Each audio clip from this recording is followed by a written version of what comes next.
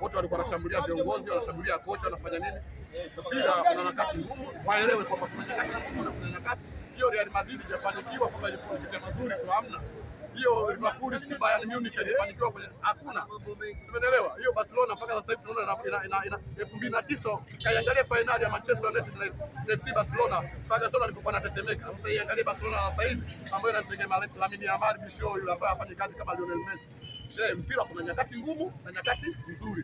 Kwa mashabiki wa Simba Sports, ukimwona mshabiki wa Simba Sports anasema hawezi kwenda kuiangalia Simba kwa sababu ya matokeo mabovu, huyo sema na Simba. Sisi ambao tunajitambua, tunajua nini tunatafuta kuhusiana na Simba. Popote ilipo tutakwenda. Kwenye uwezo wangu wote nitaifuata Simba.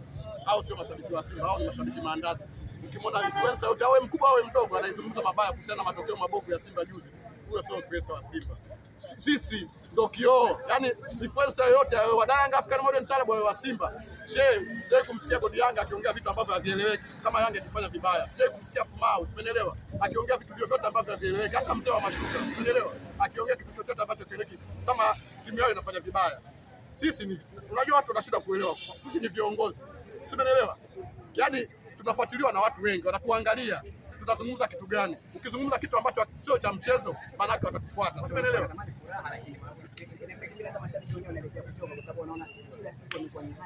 Furaha zitakuja tu, umeelewa? Ndio maana nikakwambia kuna nyakati ngumu. Tumefunga mechi mbili.